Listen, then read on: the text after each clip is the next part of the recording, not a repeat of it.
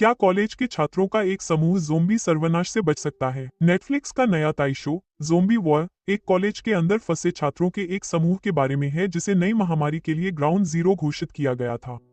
जबकि कॉलेज के अधिकांश छात्र और शिक्षक पहले ही ज़ोंबी में बदल चुके थे, कुछ मुट्ठी भर छात्र खून के प्यासे प्राणियों से बचने में कामयाब रहे। सीमित संसाधनों, सरकारी लापरवाही और महामारी की उत्पत्ति के बारे में सामान्य समझ की कमी के कारण छात्रों को महत्वपूर्ण चुनौतियों का सामना करना पड़ा। इसके अलावा बचे हुए लोग करीबी दोस्तों से दूर थे, जिससे तनाव, अविश्वास और अक्सर झगड़े होते थे। इस वीडियो में मैं ज़ोंबी के अंत पर करीब से नजर डालूंगा और अगले सीजन में हम जो कुछ भी उम्मीद कर सकते हैं उसके बारे में बताऊंगा। तो एक बड़ी स्पॉइलर चेतावनी के साथ चलिए सीधे मुद्दे पर आते हैं। ना को संक्रमित खून क्यों लगाया गया था? निंग को प्रयोगशाला में एक पेन ड्राइव मिली जो डॉक्टर वेरोए की थी और इस तरह उसे पता चला कि महामारी कैसे शुरू हुई। लेकिन बाकी लोगों को कुछ समझ नहीं आ रहा था कि क्या हो रहा है और उन्होंने लाशों को देखकर स्थिति को समझने की कोशिश की। उन्होंने पाया कि उच्च तापमान में लाशें अधिक आक्रामक हो जाती हैं, जिससे पता चलता है कि वे पूरी तरह से भावनाहीन नहीं हैं। वे एक दैनिक दिनचर्या का पालन करते थे, भावनात्मक रूप से जुड़े हुए थे और जब भी बारिश होती थी या मौसम ठंडा होता था तो वे शांत हो जाते थे। सबसे महत्वपूर्ण बात, उन्हें पता चला कि समूह का एक नेता था, आंटी जित। वह सीरम का इंजेक्शन लगाने वाली पहली उम्मीदवार थी और जाहिर तौर पर वह लाश कबीले की सबसे सम्मानित सदस्य थी। उसने अपने बच्चों को अपने भोजन का एक हिस्सा देकर मां जैसा स्नेह भी दिखाया। नान, बेटा, थोर्न, बाकी लोग इस नतीजे पर पहुंचे कि उन्हें आंटी जित को बंदी बनाकर रखना चाहिए क्योंकि स्पष्ट रूप से उनका बाकी लोगों के साथ एक रिश्ता था। उन्होंने आंटी जेट को बंदी बनाने का फैसला किया ताकि वे उसका अध्ययन कर सके और बाकी लोगों के व्यवहार के पैटर्न को समझ सके। और शायद उन्हें यह भी उम्मीद थी कि कबीला अपने नेता के बिना लक्ष्यहीन हो जाएगा। लेकिन दुर्भाग्य से चीजें योजना के अनुसार नहीं हुई। निंग और जीन अचानक आंटी जेट से टकरा गए और अपनी बहन को बचाने के लिए नान ने बीच बचाव किया। बाकी लोगों ने आंटी जेट को नान पर हमला करने से रोकने की कोशिश की और जीन ने ज़ोबी के सिर में गोली मार दी।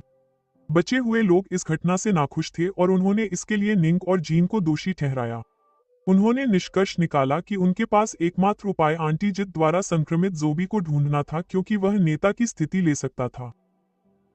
चूंकि यह भूसे के ढेर में सुई खोजने जैसा था, निंग ने खुद को आंटी जित का खून इंजेक्ट करने की पेशकश की। हालांकि इस बात का कोई सबूत नहीं था कि उनका विचार काम करेगा, लेकिन उनके पास वास्तव में कोई विकल्प नहीं था। उन्हें उम्मीद थी कि आंटी जित के खून से संक्रमित कोई भी ज़ोबी पैक का हिस्सा बन जाएगा। निंग खुद को संक्रमित खून इंजेक्ट करने वाली थी, लेकिन जीन ने उसे रोक दिया।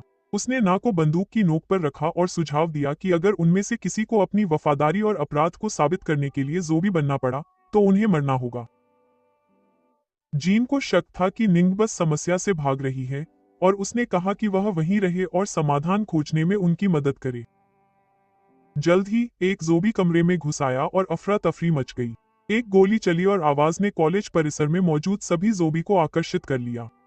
बचे हुए लोग छत पर पहुंचने में कामयाब रहे और उन्होंने देखा कि एक हेलीकॉप्टर उनकी ओर आ रहा है। पता चला कि डॉक्टर विरोज और दो हथियारबंद लोग अंदर बैठे थे। जैसे ही विरोज ने निंग को देखा, उसने पायलट को छत पर उतरने के लिए कहा। निंग हेलीकॉप्टर में चढ़ गया, लेकिन बाकी लोगों को अंदर नहीं जाने दिया गया। विरोज ने ना से उनके साथ आने की विनती की, लेकिन उसने मना कर दिया। इसके बजाय उसे एंटी जिट का संक्रमित खून इंजेक्ट किया गया। यह स्पष्ट था कि विरोज उनकी मदद तभी करेगा जब कोई ऐसा व्यक्ति हो जिसकी उसे परवाह हो। इसलिए नान को ज़ोबी में बदलना उनके पास एकमात्र विकल्प था।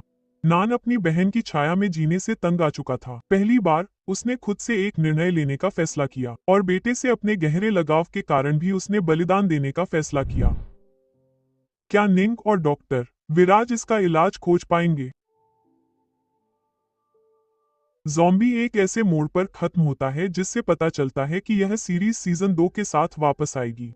अंत में यह पुष्टि होती है कि नान एक ज़ोबी बन गया है और बचे हुए लोगों ने उसे बंदी बना रखा है। जैसा कि उम्मीद थी, ज़ोबी नान के इर्द गिर्द मंडराने लगा है और ऐसा लग रहा है कि वह शायद नया पैक लीडर है।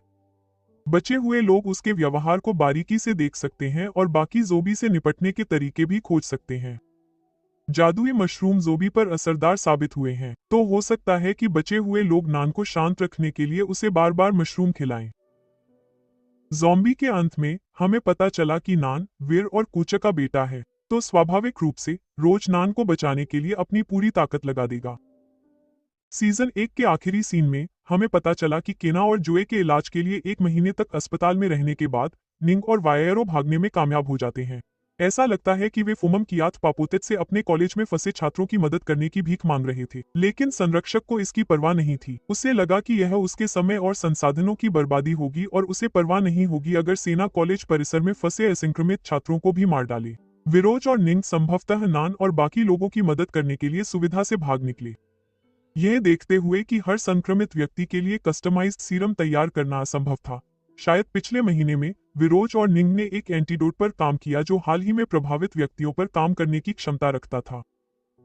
नान के अच्छे के लिए खुद को बलिदान करने के बाद निंग को अपने दोस्तों को छोड़ने के लिए बहुत दोषी महसूस हुआ होगा। उसने मासूमियत से सोचा था कि वे सभी बच जाएंगे, लेकिन स्पष्ट रूप से ऐसा कभी नहीं हुआ था। इसलिए निंग को अपने दोस्तों को बहुत कुछ साबित करना है और उसे यह सुनिश्चित करना है कि उसका भाई महामारी से बच जाए। हो सकता है कि जैसे ही निंग वापस ग्राउंड जीरो पर जाए, उसे बचे लोगों द्वारा बहिष्कृत कर दिया जाएगा, लेकिन उम्मीद है कि इलाज से वह उनका भरोसा फिर से जीत सकेगी। नान को नहीं पता कि वह वीर का बेटा है और वह और निंग सौतेले भाई बहन हैं। सच्चाई का उस पर जरूर असर होगा, लेकिन उम्मीद है कि इस संकट से साथ मिलकर उबरने से परिवार करीब आएगा और वे एक दूसरे को माफ करना सीखेंगे। लेकिन क्या वे नान को बचा सकते हैं, जो पहले ही परिवर्तित हो चुका है? लिली के मामले में उसके दोस्त उसके ज़ॉम्बी में बदल जाने के बाद भी उससे जुड़ने में कामयाब रहे, तो शायद बचे हुए लोग नान के साथ भी ऐसा ही कर सकते हैं। शायद वे उसके जरिए ज़ॉम्बी को नियंत्रित करने में सक्षम होंगे। हालांकि मुझे संदेह है कि यह कभी स्थायी समाधान हो सकता है। क्या काना पूरी तरह से ठीक हो गया है? ज़ॉम्बी के अंत में कचाना महीनों तक कोमा में रहने के बाद आखिरकार होश में आती है। वेरोज ने उसे पहले ही बेहतर सीरम का इंजेक्शन लगा दिया था और इससे उसे पहले इंजेक्ट किए गए एनिसोंग सीरम से ठीक होने में मदद मिली है। जब कचाना ने अपनी आंखें खोली तो उसकी एक पुतली ज़ॉम्बी की तरह नीली हो गई थी। ऐसा लगता है कि उसे मारने की कोशिश की जा रही है। एक नई प्रजाति का जन्म हुआ है। वे आधे इंसान और आधे ज़ॉम्बी थे। वे शायद भावनाओं को महसूस कर सकते थे और साथ ही वे अमर भी थे। शायद उन्हें सिर में गोली मारना ही उनसे पूरी तरह से छुटकारा पाने का एकमात्र तरीका था। लाश उनके घावों को ठीक कर सकती थी और यह मानने के लिए पर्याप्त कारण है कि वे अमर थे। लेकिन निश्चित रूप से एक समस्या होनी चाहिए, एक ऐसा सूत्रीकरण जो परजीवियों को नष्ट कर सके। यह एकमात्र समाधान जैसा लगता है। कैनाना और जो कभी पूरी तरह से इंसान नहीं बन पाएंगे। हम अभी तक नहीं जानते कि क्या रसायनों ने उनके व्यवहार पैटर्न को भी प्रभावित किया है। शायद उन्होंने इंसानों की बुद्धि और भावनात्मक भागफल को बरकरार रखा है, और शायद वे लाश की तरह नरभक्षी भी होंगे और संभवतः परजीवी के कुछ अवशेष होंगे। यह देखते हुए कि फुमम कटपिपात जैसे शक्तिशाली व्यक्ति पवित्र स्थिति में ऊपर उठने के लिए कितने बेताब हैं, क्या वे कभी ऐसे सीरम की कमियों की परवाह करेंगे? भले ही उन्हें कभी कभार नरभक्षण करना पड़े, शायद वे भुला दिए जाने की बजाय उसे चुनेंगे। क्या छात्र ज़ोंबी महामारी से बच पाएंगे? कॉलेज परिसर में फंसे छात्रों के पास बहुत सीमित संसाधन हैं, इसलिए उन्हें एक समाधान खोजने की जरूरत है और ये तुरंत होना चाहिए। एक छात्र ने ज़ॉम्बी को मारने के लिए कैस्टर बीन्स, ब्लैकबोर्ड ट्री और सायोसाइड मशरूम का केमिकल फॉर्मूला खोजा था, जो ज़ॉम्बी की आबादी को कम करने में काम आ सकता है। यह देखते हुए कि वे 1 महीने तक जिंदा रहने लायक भोजन के साथ ज़ॉम्बी से लड़ रहे थे, यह माना जा सकता है कि सीजन 2 में छात्र बहुत थक जाएंगे। अगर निंग और विरो उन्हें 1 महीने पहले छोड़कर चले गए थे और वे उन्हें बचाने आते हैं, तो वे रक्षात्मक हो जाएंगे। एक एंटीडोट समय की जरूरत है, और शायद इसका जवाब अमर जेलीफिश में है। ज़ॉम्बी पूरी तरह से भावनाहीन नहीं है। ऐसा लगता है जैसे उन्होंने अपने मानवीय स्व के कुछ हिस्सों को बरकरार रखा है। यही वजह है कि वे हर सुबह अपनी दैनिक दिनचर्या फिर से शुरू करते हैं। वे कई बार लोगों को पहचान भी लेते हैं। वे एक दूसरे के साथ भावनात्मक रूप से जुड़ाव महसूस करते हैं और वे एक समुदाय की तरह भोजन इकट्ठा करने के लिए मिलकर काम करते हैं। शायद यह परजीवी ही था जिसने उन्हें एकजुट किया और वे एक समन्वित इकाई के रूप में एक साथ काम करते थे।